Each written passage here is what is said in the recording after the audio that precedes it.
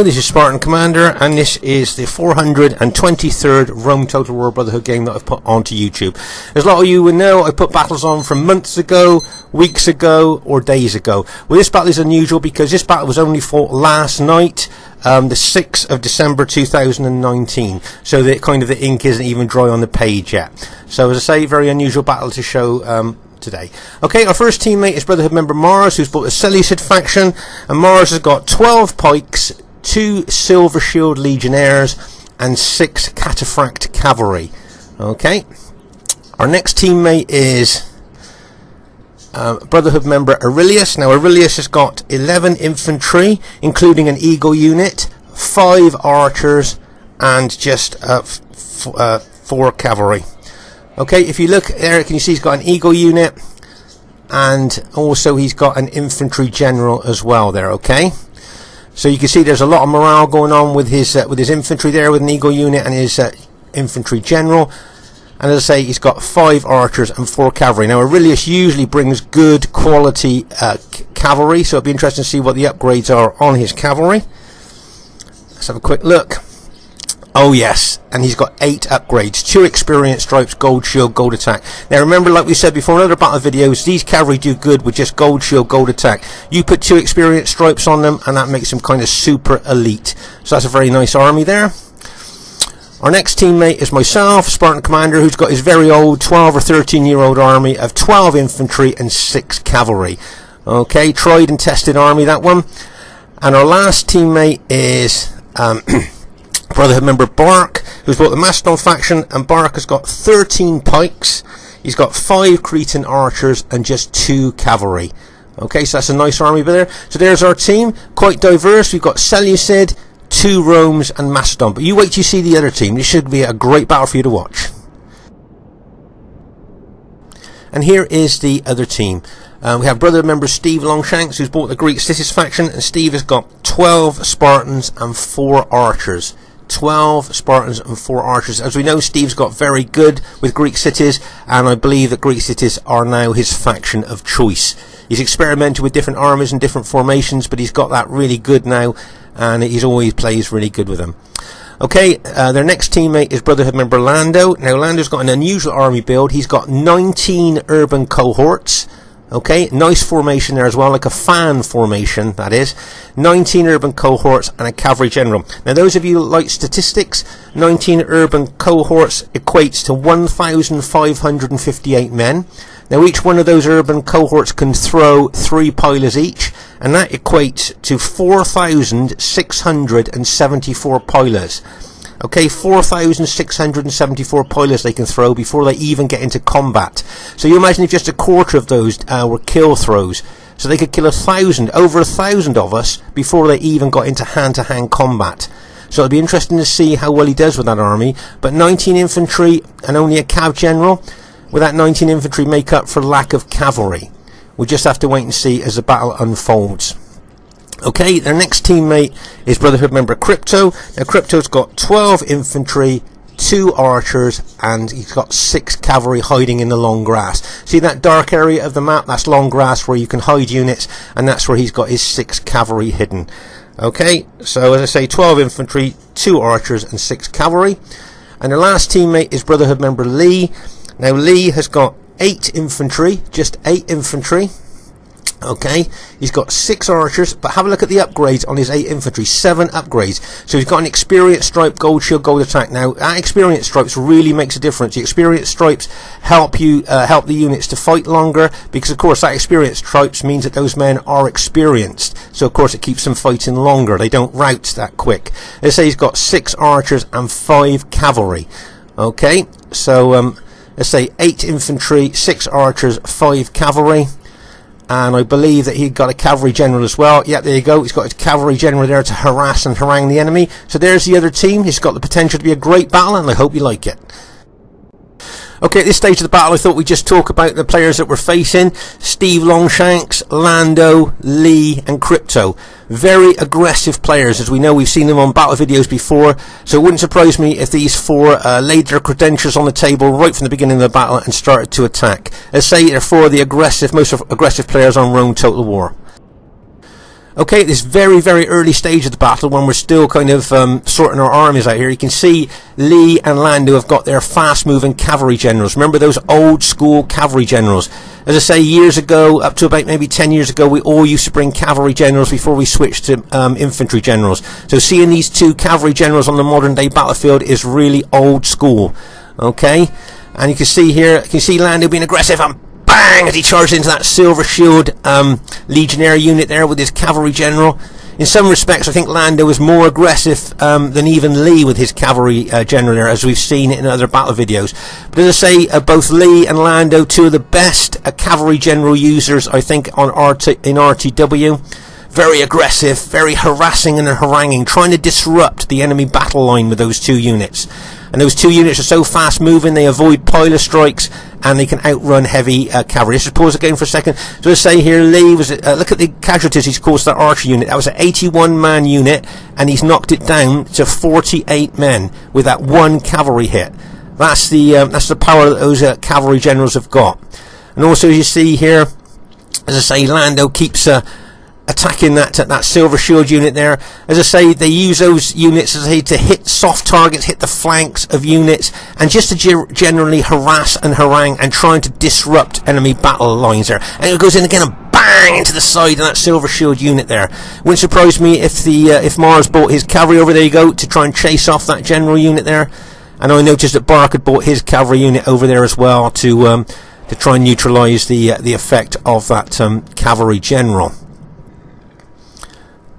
As I say, you can see Lee with his cavalry general over there as well. As I say, whenever I see these cavalry generals in action, it always reminds me of the great cavalry generals of the past that used to use their cavalry generals just like Lee and Lando did here, with really good harassing, haranguing and disruptive tactics there. So really well done to those two, showing a bit of old school on the modern day RTW battlefield. Let's say here now, Mars, as they bringing Seleucid and Bark bringing Macedon, they are going to be targeted mercilessly by the amount of archers the enemy have got. Let's just pause the game for a second here. Right, you can see, as I say, Macedon and Seleucid, as we know, those big 120-man pike units, extremely susceptible to missile damage. You can see Steve bringing his archers forward there. And don't forget, Lee, I think, has got 6 good long-range archers there that he will also be targeting our Macedon and Seleucid ally with. So if our Seleucid and Macedon ally stand around, they could get shot to pieces. So we may well have to attack there to try and neutralise the archer advantage that the enemy have. Okay, now this battle is quite difficult in one respect, because there's lots of things going on over on our left flank, as the main battle is on our right flank and right centre. So I'm going to try and get the filming in as much as I can to get all the action in for you. But it is a bit of a difficult one to film. As I say here, you can see the enemy archers are already targeting Mars's Seleucid 120-man pike units there. So he's going to have to be careful about that, because he'll be losing loads of men before he even gets into combat. And as you can see here, Lando, as I say, as we expected, being very aggressive here with his 19 urban cohorts. As I say, imagine the kills he could get with the pilers, the amount of pilers that those 19 urban cohorts could throw. Okay, if you notice here, I've moved my infantry over here to try and neutralise those 19 infantry. And as you can see, Mars is bringing his pikemen over as well. Now, between us, do you think we should hit Lando? Do you think we should do a lightning strike on Lando there with Mars's pikemen and my infantry? Do you think that'd be something we could do? If you notice here, can you see Lando's expecting that? He's put his units opposite my units into Testudo there. So if I happen to throw in loads of pilers, I'm not going to do a lot of damage in his unit with his units in Testudo. Okay, we've just taken out the SBQR general, so really well done to Bark there. Right, can you see me running my infantry forward into the SBQR infantry, maybe looking to attack with my cavalry as well.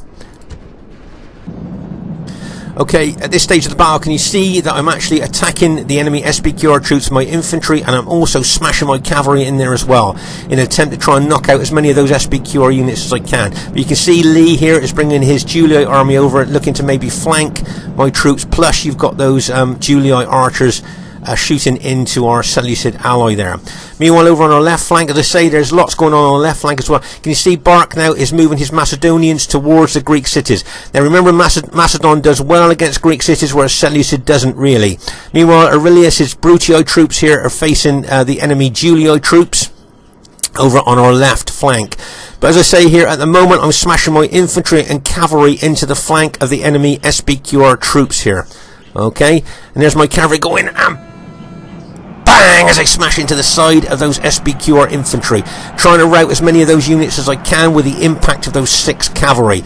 Not routing the troops that I wanted to there. I was hoping to rout a few of those SBQR troops, but unfortunately the cavalry charge didn't do what I was hoping for there, so I'm going to pull my cavalry back. I don't want to get piloted by those enemy Julio troops that have come in on my flank there.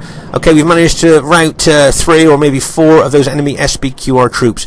Okay, and let's just pause the game for a second, because as you can see here, Lee's done a good tactical move there. Got his Julio troops around my flank, so I'm being attacked by SBQR troops. Those Julio troops could charge in, so the only thing I can do is move my infantry back. I don't want to be caught in like a trap there between the SBQR, Greek cities, and enemy Julii there. I'm going to move my infantry back, and as you can see, Mars is being a good support player here, bringing his Seleucid pikemen over to help my infantry there against the numbers of enemy troops that were trying to engulf my Scipio troops there. Remember, those Julii archers there of Lee's will be firing into the Seleucid and Macedon allies here, causing a lot of casualties.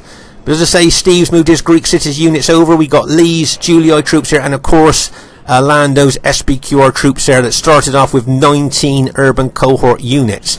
But as I say, our Seleucid ally there is getting a lot of archer fire on him, and as we know, those big 120-man units, as we said on other battle videos as well, are extremely susceptible to missile damage, and that's why the enemy have got so many archers there to try and neutralise our allies. Right, can you see here, newer players to Rome Total War, this is what you call a glitch. This is when your army just starts to spread out all over the battlefield here, and there's nothing really you can do about it, and we call it a glitch. You never attack a glitched army, because that would probably mean that that player would leave the game, and the game would probably be terminated.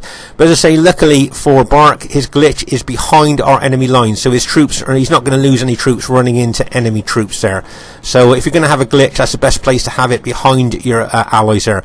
Meanwhile, on our left flank here, you can see Aurelius is Brutii troops, and Mars is Cataphract's tanks of the ancient world there, looking to take on the enemy Julio troops there.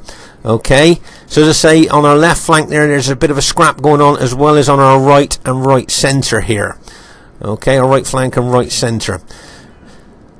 Okay, now, Seleucid doesn't do very well against Greek cities. Now, Steve will know that, and it wouldn't surprise me if he charged his Greek city units in to engage our Seleucid ally.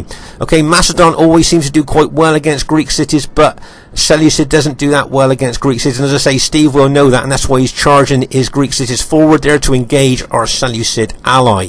Okay, nice tactical move there by Steve. If you notice here now, most of Bark's troops have kind of got over that glitch, but as I say here, Steve's going to move forward with his Greek city units, looking to take out our Seleucid ally, knowing that the Seleucid spear specifications are not very good, and their morale is pretty poor as well. So Steve could try and mass rout them. Plus you got all of Lando's SBQR infantry, plus you got Lee's infantry here looking to do what I would say probably would be a right flanking action here, round the flank of our Seleucid ally and myself. Meanwhile, can you see all the enemy Julii cavalry moving over to our left flank, or the enemy's right flank there, looking to engage Aurelius, and Mars is Seleucid tank cavalry over there on the left flank.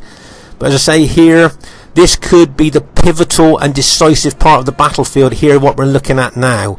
If the enemy can pierce our battle line there, then they will go on to win. But meanwhile, over on our left flank here, you can see lots of enemy cavalry. Must be, what, 12 lots of enemy cavalry there against Aurelius's infantry and cavalry. And as I say, Mars, being the good team player that he is, he's got his Seleucid Cataphract tank cavalry over there, tanks of the ancient world cavalry over there as well, to help Aurelius out. Okay, I think at this stage of the battle I was saying to Bark to maybe move his Macedonians forward there to help Seleucid, because as I say, Steve knows that, as I said earlier, that he can break through his Seleucid ranks, but he wouldn't do so good against Macedon. As you can see, my Scipio troops I've moved over to try and neutralise any flanking action by Lee. But say here you can see lots of all of Lee's cavalry and all of Crypto's cavalry over on that left flank of ours, looking to probably take on our Seleucid ally there. Okay, As you notice here, can you see our Seleucid ally has sent 2 cavalry units over that's been attacked by the Julii cavalry. So the Seleucid ally is going to have to send in the rest of his cavalry there. Okay, and this is going to be a real scrap here. See that cavalry charging up? Bang! As that's cataphracts of the ancient world smash into the enemy Julii cavalry there. Okay. So this could be pivotal here. The cavalry battle here could be pivotal. Okay, just pause again for a second, have a close-up look. Can you see that both generals have alt-attacked? Can you see the Seleucid general has alt-attacked and his cavalry are now using the effective against armour maces? Okay, so he's alt-attacked, and if you notice the Roman general is using their heavy swords, okay, instead of the light lances, because both the heavy swords and those effective against armour maces do a lot more damage than the light lances that both cavalries carry. Okay, so that's a real scrap going on there between the heavy swords and the effective against armour maces there. As I say, whoever wins there, maybe that could be a pivotal part of the battlefield here. You can see Aurelius's Brutii troops there moving over to the right. Now there's a tactical reason for that. He's noticed that the enemy troops are further away from his infantry. Now if he could bring his, can you see he's charging his Brutii cavalry into the flank of the enemy troops there? Now if he brings his Brutii infantry over, he can smash into the rear of Steve's engaged Greek city units. Now what a great tactical move that would be, smashing in there where the enemy infantry and cavalry are away, kind of fighting his cataphract allies there. So as I say here, I've moved my Scipii infantry over there to try and neutralise any flanking action that Lee may be thinking of there. As I say, I did suggest to Bark to bring his Macedonian pikemen forward here to help Mars against the onslaught of the Greek city units there. As I noticed that a lot of the Seleucid units are starting to get very battle depleted and probably close to routing. As I say here, you can see Aurelius's Brutii troops moving in. Let's just pause again for a second. So Aurelius here took advantage there of the enemy being away from their ally there, over there fighting the cataphracts, and he's brought his whole Brutii infantry army over there to charge into the rear of Steve's engaged Greek city units. Nice tactical thoughts there by Aurelius, and we're sandwiching those Greek cities between Macedon, Seleucid, and now the Brutii troops. There's Lee's, as I say, Julii troops there, looking probably to do a right flanking action, but as I say, a lot of the enemy SBQR infantry has been routed at this time, and I see most of Mars's cavalry has been routed, but he's drawn away a lot of the enemy infantry and cavalry there, allowing Aurelius's infantry to smash into the back of Steve's engaged Greek city units there. So really well done there to a combination of Aurelius and Mars on our left flank. As I say, can you see now that Bark's Macedonian units there are moving in on Steve's Greek city units? Let's say Aurelius still being really aggressive with the cavalry charging into the enemy Julii troops there. Okay, I can see pillars being thrown in there onto his cavalry. But as I say, Steve now is fighting on 2 fronts. He's being pressed by Seleucid and Macedon, plus he's got Aurelius's Brutii troops coming in behind him. You can see troops being thrown up into the air here as the spears and pike units smash into each other. Okay, but you can see Lee here. Okay, let's just pause the game for a second. You can see Lee here has now moved his units over to the left flank of Steve, protecting Steve's left flank there, stopping any flanking action from coming in on Steve's units. So that's a nice covering move there by Lee. But as I say, you can see Aurelius really pushing into the rear of Steve's Greek city units there, which are already engaged with Macedon and Seleucid. Okay, you can see Crypto and Lando's infantry moving over, probably looking to smash into the rear of Aurelius's Brutii troops there at this stage. And all the time Lee's archers there, he's moved them back a little bit, but they have been absolutely showering arrows onto our Macedon and Seleucid ally, causing big casualties there. As you can see here, I've moved my cavalry a long way out to the right flank there. Okay, now I'm looking here as a tactical hit, and what I mean by that is I want to charge in to Lee's infantry. Remember, I think he only got 8 infantry there. Move my cavalry round there, and then when I've engaged him with my infantry, smash into his flank with my cavalry. Okay, that's what I'm looking to do at this stage. But over here you can see, as I say, enemy SBQR and Julii troops looking to smash into the flank and rear of Aurelius. Aurelius's archers there look like they're going to be hit by Julii cavalry. He's been using those extremely well, but there's a lot of enemy infantry out here as well, and enemy cavalry chasing down archers and chasing down those Seleucid cataphracts there, making sure they don't rally. Okay, we've talked about that in other battle videos, making sure you chase down the routers, don't let them rally. Okay, so at this stage of the battle here, as I say, I'm looking to charge my infantry forward aggressively and attacking Lee's Julii troops here. That's what I want to do. I want to pin and hold those Julii troops while I move my cavalry out to his flank there. Okay, so as you can see here, I'm really charging my infantry forward there. I'm aiming for the rear units of Lee's formation. They're trying to push my infantry through, trying to surge through those forward units there to engage the rear units there as I move my cavalry over to the flank there to try and smash in. I don't want to move him too fast. I don't want to give him too much notice of what I'm going to do here, because at the moment he's probably just concentrating on my infantry attacking his infantry. But if you notice here now, I've moved my cavalry out. Okay, let's just pause the game for a second. I'm now looking to smash into the flank of Lee's infantry there, looking to smash into one of his units at the far end from where I'm initially hitting. So hopefully my cavalry are charged straight through his units, routing lots of them. Let's say Aurelius here now is being attacked from enemy Julii and SBQR troops, if you notice there, but he's still carrying on pushing into the rear of Steve's Greek city's units. Okay, let's say a lot of enemy cavalry are chasing down archer units and chasing down routing units at the moment, so they are away from the battlefield at the moment. That's why I'm able to charge my cavalry in, hopefully, into the flank of Lee's infantry, because his cavalry are away chasing down, as I say, enemy routers and our archers there. Right, can you see my cavalry going in there? Now I'm aiming for a far unit there from where I'm hitting. Here's my cavalry going in, bang, as I smash into those enemy Julii troops. Okay, if you notice, at the same time I'm surging my infantry forward as well, trying to push and engage those Julii troops as much as I can as my cavalry hits. Okay, I'm hoping to rout a lot of these Julii troops, or at least cause loads of casualties to them. See the enemy SBQR infantry closing in on my cavalry as well, trying to help their ally out. I need to pull my cavalry back out now. I've done the damage, I've charged in, got the full cavalry charge bonus, and now pull my cavalry back out, ready to reorganize, ready to lock and load, and ready to charge in when I'm ready. If you notice here, I'm still charging my infantry forward here. Okay, that's the Greek city's general just been taken out. So I think most of the Greek city units have now been taken out there, if you notice there. Most of them have been taken out. But if you notice here with my infantry, I'm still surging forward. I still want to be aggressive here. Now there's a reason why I'm doing this, and you'll see that in a couple of minutes. Right, you can see Lee is charging his cavalry now into my infantry. Now remember, my infantry's got an experience stripe on them. That keeps them fighting longer and less likely to rout. Okay, so even when that Julii cavalry hit, I was still able to fight them off there with my infantry. But I want to be even more aggressive with my infantry and hit that Julii, that enemy Julii infantry here. Okay, so I'm going to do a tactical move here. Okay, what I want to do is I'm going to use my battle damaged cavalry to attack Lee's archers. Now I'm guessing that those archers are in skirmish mode and they're going to run away. Okay, so what I'm thinking is here, if I can chase those archers away, he's not going to want his archers killed, and he's going to chase me with his cavalry. Okay, so I'm going to be fighting his archers and cavalry here, which will take away his archers and cavalry from the battlefield, which is what I want.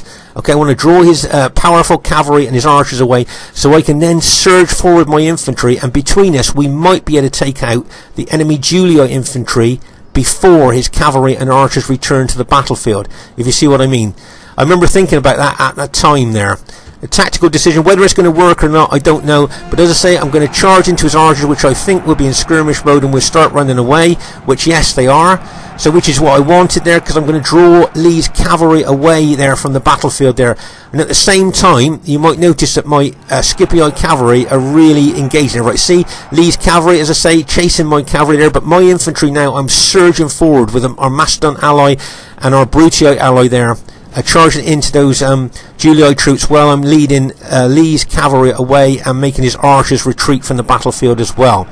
Okay, so if you notice here, can you see my Brutii ally, my Macedon ally, and my Seleucid ally, and my Scipii troops here are really pushing in on the enemy Julii troops here. Now, I may lose my cavalry, okay, but is that a sacrifice worth making there if we can take out all this enemy infantry before that powerful cavalry and archers return to the battlefield? Is that a sacrifice worth making? Well, we'll just have to see if we can rout this enemy infantry before his cavalry and archers return to the battlefield. See how I'm surging my infantry forward here? You can see the Macedonians charging in, the Seleucids charging in, our Brutii ally there holding his ground against them there. And we're really charging in there. So now look what we've managed to do. We've managed to rout most of the enemy infantry here that we were fighting. And now can you see, yes, I've lost my cavalry, but Lee now has got to return to the battlefield with his cavalry and archers, only to see most of his allies' infantry have now been taken out. Now, with his archers would have been pummeling our Seleucid and Macedon ally there, and his cavalry would have been charging into us. So to draw him away, to allow us to take out his allies' infantry there, might have been a reasonable tactical thing to have done there. It seems to have worked. And as I say, we've routed most of the enemy infantry there, while his powerful cavalry and archers were away from the battlefield. Okay. As I say, he's still got those powerful cavalry there, and he's still got all those archers, as I say, that would be really shooting into our allies. They're shooting into our allies' spear units there. You see, I'm taking my infantry forward here to attack that one SBQR unit that's engaged with my allies' archers. But as you can see, if you look at the enemy team now, you can see they've mostly just got cavalry left and a couple of battle-damaged units. So bearing in mind that, remember, one of the enemy team there had 19 urban cohorts with all those pilers they could throw, and we've managed to knock them down to maybe 2 very battle-damaged infantry units there. So say you can see Lee moving his cavalry around, maybe to look into hit into the rear or flank of our allies' pike units there, or he may well even charge into my infantry. As I say, remember, my infantry have got an experienced stripe on, so they're likely to hold longer, fight better.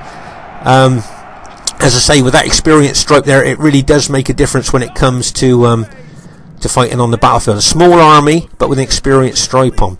And my guess is that all the infantry I've got left are the ones with the experienced stripes on. The ones without the experienced stripes will have probably routed. Right, so see Lee's cavalry, he's probably going to charge. You can see my general, look, and bang!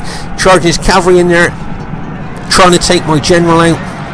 But as I say, my infantry there with that experienced stripe, gold shield, gold attack, they're holding well against that cavalry. You can see my allies running his Macedon pikemen over there to help my infantry there. So that's nice support there by Bark there, running them over. And we've managed to rout a lot of the enemy Julii cavalry there.